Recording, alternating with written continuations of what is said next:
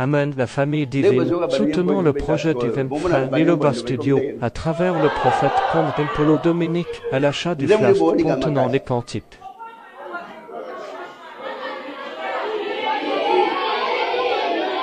So waponi banzembo tokomo pona oko luyembo nyoso banzembo so ezalula kinine banzembo so aspirine banzembo so novalgine banzembo so anti-inflammatoire donc baluyembo no c'est nécessaire tomoni ke sengeli bo bando ko télécharger mais bandi ba yebi téléchargement te pourtant to sala bo ils ont engagé dépenses.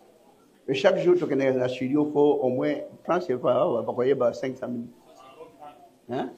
150 000, tu peux se répondre à Bazouyem, Bandembo, Bazo à moi quelque chose à Olia, Bazo à payer transport. Mobo, quand il ça là 6 mois. Non, ne bimate 6 mois, tu bundaka, qu'on change. Alors 6 mois, allez-y calculer 150 000 francs, ça donnera combien? Alors, ce que vous téléchargez, on va micher yamon ba sala modena bango tango sali lo yembo moko zobota boy pour a continuer ko sala ka ba lo yembo na studio mais awa na iloba tozwa grâce soit studio abisomo ça engage beaucoup de dépenses awa na tout changer équipement musus et écouter que mingi koleka boyo ba pirata ka s'il vous plaît je vous en prie pour arrêter pour favoriser, pour faciliter, l'église évoluer, bah l'uyembo peut écouter ça quelque chose, auto couper ça même peu, bah au bah ça là na équipement musical. Ce besoin soit na banda yo kaka bandembo même no ça déjà na ba clip, bah l'uyembo musu plus tard l'église aux anabolingo ba bengi bandeko bah ça pour na ça la musique, bah au ça la clip même na église.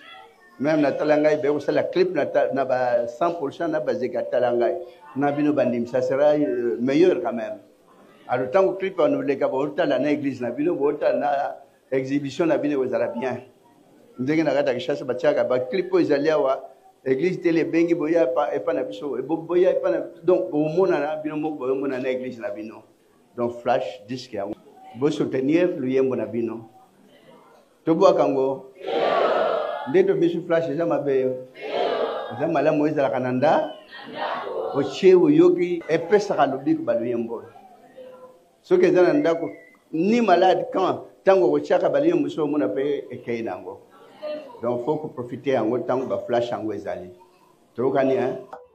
Et puis omoni bao bazo pirater nzembo, bazo nzembo lo ba lancer na ba YouTube pour bazo mbongo. Mais piraterie pendant que les habitants besoin de détruire l'église le Bananzam. Un jour, notre Dieu pourra châtier. Parce que vous habitez, comment on est en train de se démener. On a plus de 400 chansons, mais tout ça, ça à 60 femmes.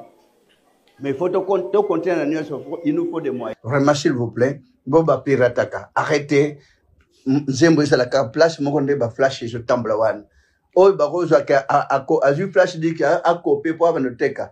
Je vous en prie, je vous demande pardon. Botika assisté mon abo aider l'église parce que sur ça église nous colopé à quoi aider bino. Donc à chaque bino il y a flash et qu'on contribue pour tous appeler par moyen pour continuer à balayer. To kanya zamaligi bisominga chaleur et longue fraîcheur totale on dirait ventilateur on dirait clim. Merci beaucoup. Kolo apambla moko na moko. Mama beba ndeko bako waka lokolo lokolo. Baye bani beba ninga bako seka seka.